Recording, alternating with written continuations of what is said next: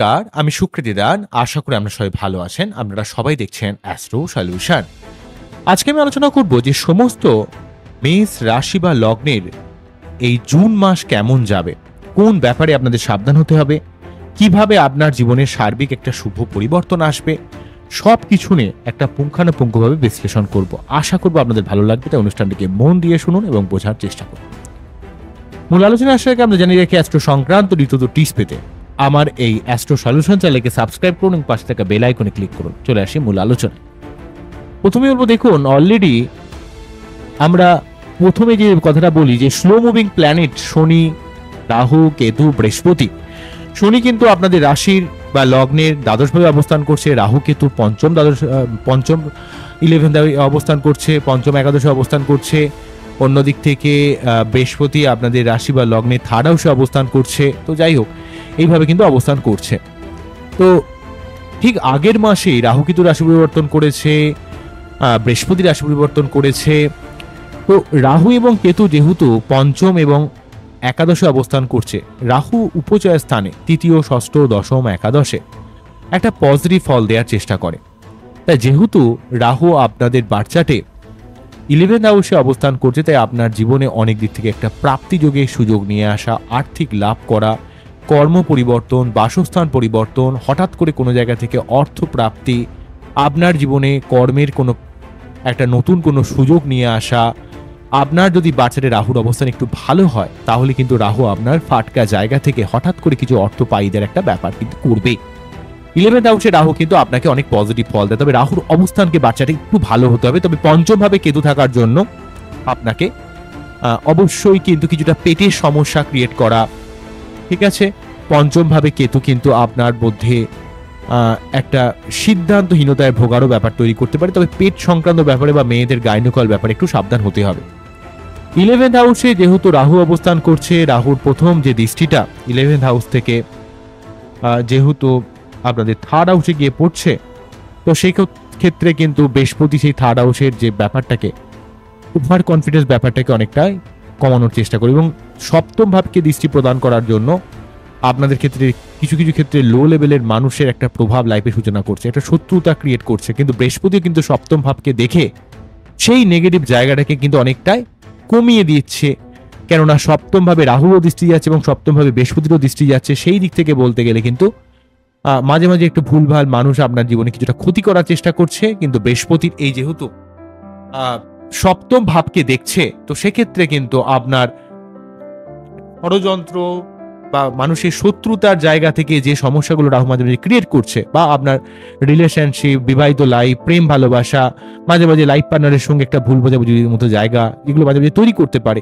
বা কোনো অসৎ চরিত্রের কোনো পুরুষ বা মহিলা আপনাকে কিছুটা বিপদে চালিত করতে পারে। এই ব্যাপারে সাবধান হতে হবে আপনাকে, সমস্ত মেষ রাশি বা লগ্নের মানুষকে। তবে বৃহস্পতি কিন্তু সেই ব্যাপারটাকে অনেকটা কন্ট্রোল করে দিচ্ছে। তো যাই হোক, রাহু 11th হাউসে পজিটিভ ফল পেতে গেলে আপনার জীবনে আর্থিক যদি সুযোগগুলো ভালোভাবে আসে, তাহলে বুঝবেন রাহু আপনাকে পজিটিভ ফল দিচ্ছে। কিন্তু যদি দেখা যায় আপনার জীবনে প্রাপ্তিযোগের দিক থেকে অনেক ক্ষেত্রে আটকে যাচ্ছে, হতে হতেও আপনি পাচ্ছেন না, অনেক কাজ লাস্ট মুহূর্তে গিয়ে ভেস্তে যাচ্ছে, তাহলে বুঝবেন রাহু আপনাকে পজিটিভ ফল দিচ্ছে না। সেক্ষেত্রে কিন্তু আপনাকে রাহুকে শান্ত করতে হবে। রাহুকে শান্ত করতে হলে রাহুর যে মন্ত্র, ওং অর্ধকায়ং মহাঘোরং চন্দ্রাদিত্য বিমর্দকং সিংহিকায়ং সুতং রৌদ্রং তং রাহং প্রমাম্যহম, এই মন্ত্র পাঠ করে তার যে বীজ মন্ত্র ওং ভ্রাম ভ্রীম ভ্রম সহ রাহবে না, ওং ভ্রাম ভ্রীম ভ্রম সহ রাহবে না, ওং ভ্রাম ভ্রীম ভ্রম সহ রাহবে না। তবে পঞ্চম ভাবে কেতু যেহেতু রয়েছে, যারা সন্তান নেওয়ার ক্ষেত্রে অনেক বাধা বিপত্তির সম্মুখীন হচ্ছেন, বা সন্তান ধারণের ক্ষেত্রে সন্তান প্ল্যানিং এর ব্যাপারটা অনেক সমস্যা কিছুটা আসতে পারে, তার জন্য বা আপনার প্রেমের দিক থেকে, পড়াশোনার দিক থেকে, বুদ্ধি ইমপ্লিমেন্টেশনের দিক থেকে, ব্যবসার দিক থেকে, এই জায়গাটা একটু আপনাকে বুঝে শুনে প্ল্যানিং করতে হবে। তার জন্য পজিটিভ ফল পেতে গেলে আপনাকে কিন্তু কেতুর যে মন্ত্রপাঠ, যদি মনে হয় যে আমরা কোনো পেটের সমস্যা বা মেয়েদের কোনো গাইনোকাল সমস্যা আসছে, সন্তান ধারণে কিছু বাধা আসছে, তাহলে কিন্তু বুঝতে হবে কেতু সংক্রান্ত কিছু সমস্যা ক্রিয়েট করছে। তার জন্য কি করতে হবে, আপনাকে কেতুর যে মন্ত্রপাঠ ওং পলালধূপশঙ্কাশং তারাগ্র বিমর্দকং রৌদ্রং রুদ্রার্তকং ক্রুয়ং তং কেতুং পরমাম্যহম, এই মন্ত্র পাঠ করে তার যে বীজ মন্ত্র ওং স্ত্রাম স্ত্রীম স্ত্রম সহ কেতবে নমঃ, ওং স্ত্রাম স্ত্রীম স্ত্রম সহ কেতবে নমঃ, এই মন্ত্র পাঠ করতে পারেন, অনেক উপকার পাবেন, অনেক লাভ পাবেন।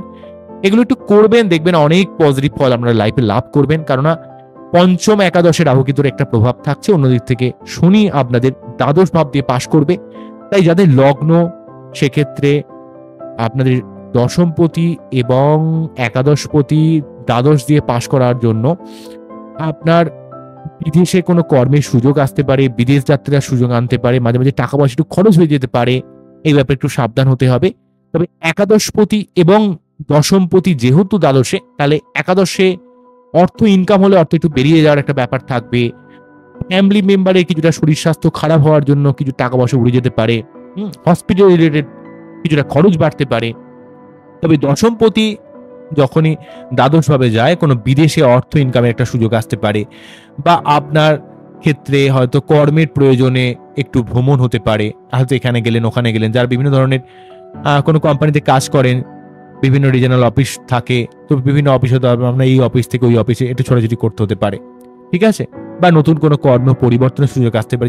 যারা অলরেডি বিদেশে রয়েছেন, তাহলে বিদেশের দিক থেকে যারা থাকেন তাদের ক্ষেত্রে কিন্তু এখানে শনি একটা পজিটিভ ফল কিন্তু দেবে, যেহেতু দশমপতি দ্বাদশভাবে রয়েছে। এটা একটা পজিটিভ আমি কিন্তু দেখতে পাচ্ছি।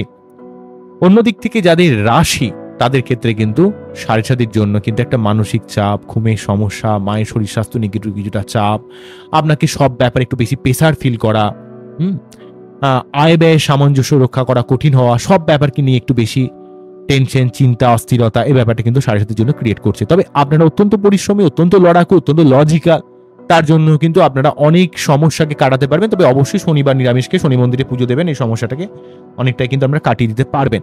তবে থার্ড হাউসে বৃহস্পতিদেব অবস্থান করছে অক্টোবর মাস পর্যন্ত মোটামুটি ভাবে। তো অ্যাকচুয়ালি বৃহস্পতি এক একটি ঘরে মোটামুটি 1 বছর করে অবস্থান করে, কিন্তু 2025-এর 18ই মেতে 14ই মেতে বৃহস্পতি রাশি পরিবর্তন করেছে থার্ড হাউসে। মাঝখানে কর্কট রাশিতে ঢুকবে, তারপর আবার বক্রি হয়ে গিয়ে আবার পিছিয়ে এসে থার্ড হাউসে চলে আসবে। তো থার্ড হাউসে টানা থাকবে না, তবে থার্ড হাউসে বৃহস্পতি কিন্তু আপনার মধ্যে নতুন কোনো কাজ, নতুন কোনো ব্যবসা যা কিছু শুরু করবেন সেটা কিন্তু অনেকটা পজিটিভ করে দেবে।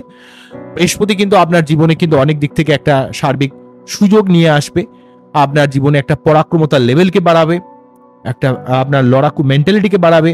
বৃহস্পতিদেব কিন্তু আপনার অনেক মানুষের সঙ্গে একটা কমিউনিকেশন, কানেকশন তৈরি করা, ভাই বোনদের থেকে একটা সার্বিক হেল্প, আপনার নিজস্ব যুক্তি, নিজস্ব পরিশ্রম, নিজস্ব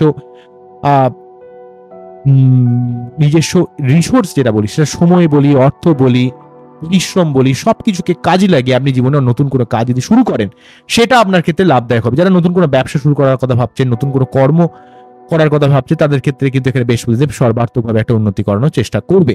বৃহস্পতিদেব কিন্তু সপ্তম ভাবে দৃষ্টি প্রদান করছে আপনার এই টোটাল জুন মাসে কিন্তু এখানে বৃহস্পতির একটা পজিটিভ প্রভাব আপনারা পাবেন।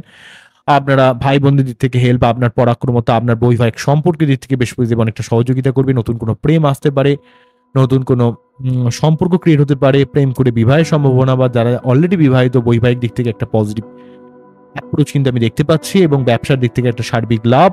অন্যদিক থেকে বৃহস্পতিদেব থার্ড হাউসে অবস্থান করে তার নবম ভাবে যেহেতু দেখছে, তো সেক্ষেত্রে একটা ভাগ্যের একটা সার্বিক সহযোগিতা কিন্তু লাভ করবেন। ভাগ্য আপনাকে অনেক অংশে সহযোগিতা করবে। যে কাজটা দীর্ঘদিন ধরে আটকে ছিল, থেমে ছিল, হতেও হচ্ছিল না, সেই কাজটা কিন্তু মেষ রাশি বা লগ্নকে কিন্তু অনেকটা পজিটিভ ফল দেবে।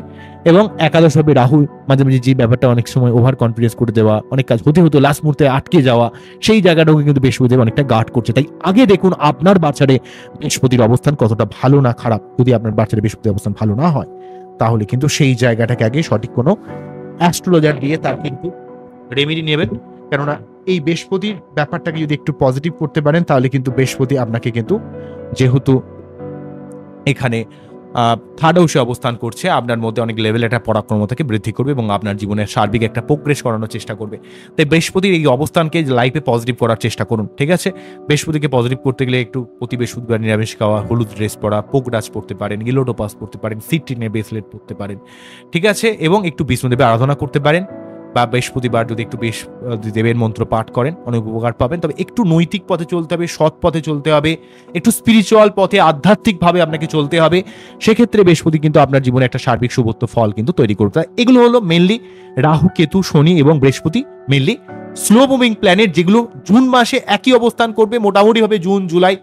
তো এগুলো নিয়ে আমাকে একই কথা বলতে হবে এই জায়গাগুলো। তবে কিছুটা ইতর বিশেষ নক্ষত্র ওয়াইজ হয়তো চেঞ্জ হতে পারে, কিন্তু সেটা খুব বেশি ইয়ে করবে না। কিন্তু মেজর যে ব্যাপারটা আসবে এরপর সেটা হচ্ছে অন্যান্য গ্রহগুলো রাশি পরিবর্তন। প্রথমেই বলি হচ্ছে মেষ রাশি বা লগ্নের ক্ষেত্রে মঙ্গল দীর্ঘদিন ধরে কর্কট রাশিতে অবস্থান করে নিচস্থ হয়ে অবস্থান করছিল 4th হাউসে।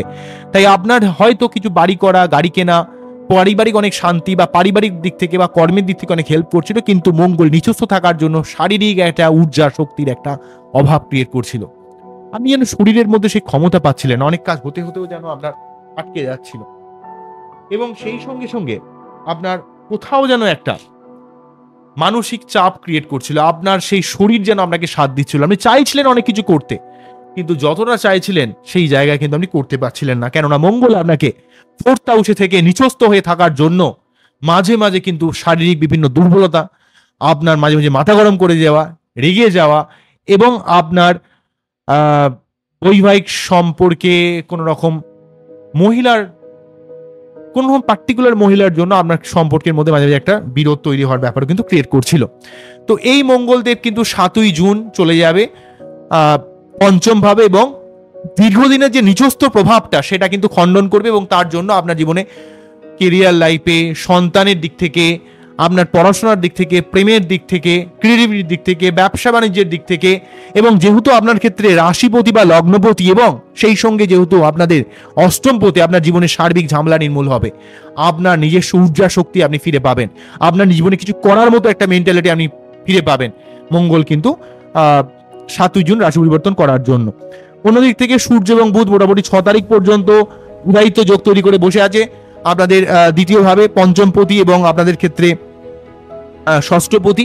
সেক্ষেত্রে কিন্তু এখানে সূর্য এবং বুধ বুধায়িত্ব যোগ আপনাকে অনেক অর্থদিক থেকে কিছুটা হেল্প করছে জুন মাসের 6 তারিখ পর্যন্ত। তারপরে বুধ কিন্তু রাশি পরিবর্তন করে বৃহস্পতির সঙ্গে যুক্ত হবে, এবং সূর্যদেব কিন্তু 2nd হাউসে থেকে যাচ্ছে। তাই পঞ্চমপতি দ্বিতীয়ভাবে আপনার মধ্যে একটা ক্রিয়েটিভ মেন্টালিটির মাধ্যমে আপনার অর্থ লাভ, আর্থিক কিছুটা গেন হওয়া, আপনার নতুন কোনো কর্মের সুযোগ আসা, আপনার কর্মে মানসম্মান বৃদ্ধি পাওয়া, বা আপনার মুখের কথার ভ্যালুয়েশন বেড়ে যাওয়া।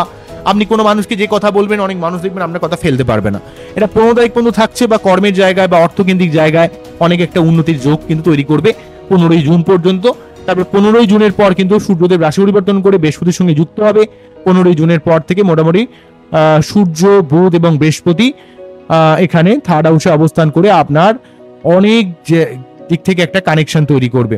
ঠিক আছে, তো বুধ যেহেতু আপনাদের ক্ষেত্রে ষষ্ঠপতি এবং হচ্ছে তৃতীয়পতি, তাই তৃতীয়পতির সঙ্গে তৃতীয়ভাবে থাকবে, বৃহস্পতি তার সঙ্গে থাকবে, তাহলে তৃতীয়পতি, নবমপতি এবং সেই সঙ্গে কিন্তু পঞ্চমপতি, তাহলে পঞ্চম, নবম, তৃতীয় 3টে ভাবে সংমিশ্রণ তৈরি করবে 3rd হাউসে। তাই আপনার অনেক কিছু কানেকশন, অনেক কিছু যোগাযোগ, অনেক দিক থেকে অর্থ লাভ, আপনার জীবনে একটা লড়াকু মেন্টালিটিকে বাড়িয়ে দেওয়া, সেই জায়গাটা কিন্তু জুনের 15 তারিখের পর থেকে কিন্তু রবিকে আমরা, বৃহস্পতির সঙ্গে রবির একটা যোগ 3rd হাউসে, আপনার অনেক নতুন কোনো কাজের সূচনা হবে, যেটা আপনার জীবনে অনেক লং টার্ম বেসিসে অনেক উন্নতি করবে।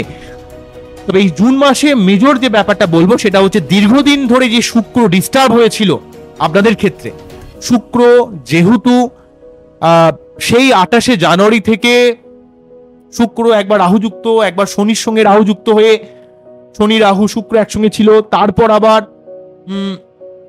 শুধু শনি যুক্ত হয়েছিল। শুক্রদেব আপনাদের সপ্তমপতি, এবং এই শুক্রদেব হচ্ছে আপনাদের ক্ষেত্রে সপ্তমপতি এবং দ্বিতীয়পতি।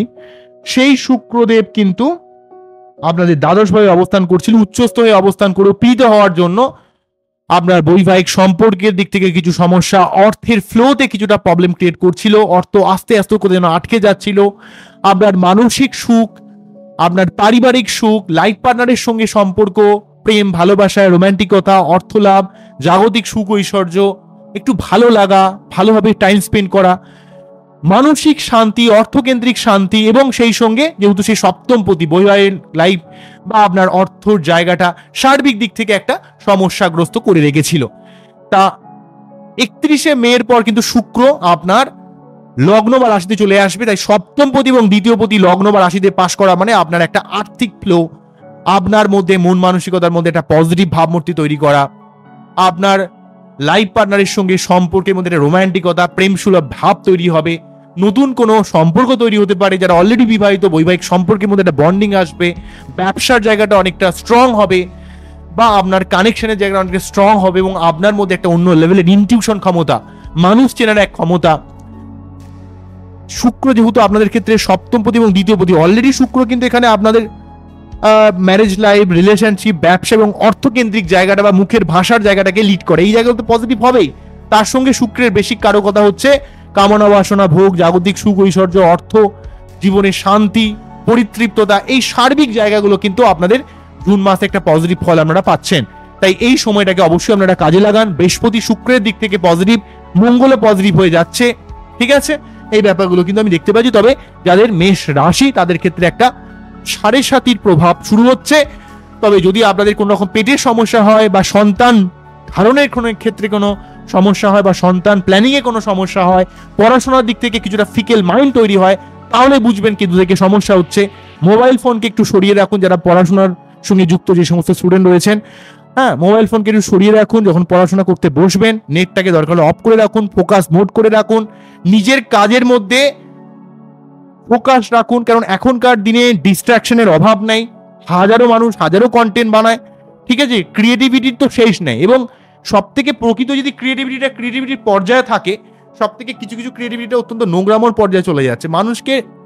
মানুষের লাইফে কিছু সুস্থ স্বাভাবিকভাবে করার যে বিভিন্ন একটা ডিস্ট্রাকশন মানুষের লাইফে ক্রিয়েট করে। আমাদের অলরেডি যে কোনো মানুষেরই, আমরা অ্যাডাল্ট মানুষেরাই কিন্তু অনেক সময় আমাদের বিচ্যুতি ঘটে, আমাদের প্রকৃত কার্য প্রভাব থেকে আমরা কিন্তু অনেক সময় সরে যাই। হয়তো কিছুই করছি না, বিভিন্ন শর্টস দেখছি, সোশ্যাল মিডিয়া দেখছি, এ কি করেছো, আমার কোনো দরকারই নেই, প্রয়োজনই নেই লাইফে কে কি করলো আপনার কি, তাই না? তো আপনার নিজের জীবনে কাজ, নিজের জীবনে উন্নতি কিভাবে করবেন তা সেটা খুব ইম্পর্টেন্ট, তাই তো। তো এই জায়গাটা কিন্তু খুব সমস্যা একটা ক্রিয়েট করছে আমি দেখতে পাচ্ছি। তো এই জায়গাগুলোকে একটু কেয়ারফুল হতে হবে, যেহেতু আপনাদের পঞ্চম ভাব দিয়ে কেতু পাস করে। তাই সেই জন্য আপনাকে কেতুর যদি কেতু সংক্রান্ত সমস্যা থাকে, যে তাহলে আপনাকে কেতুর যে মন্ত্র পাঠ সেটা করতে হবে। আর যদি মনে হয় যে অর্থকেন্দ্রিক জায়গাতে কোথাও যেন লাভ আস্তে আস্তে আটকে যেতে, তাহলে রাহুর মন্ত্র পাঠ করতে হবে। রাহুর যে মন্ত্রটা ওং পলালধম শঙ্কাশং তারাগ্র, রাহুর মন্ত্র হচ্ছে ওং অর্ধকায়ং মহাঘোরং চন্দ্রাদিত বিমর্দকং সিংহিকায়ং সুতং রৌদ্রং তং রাহুং প্রমামহম। এই মন্ত্র পাঠ করে তার যে বীজ মন্ত্র ওং ভ্রাম ভ্রিম ভ্রম স রাহুবে নমঃ।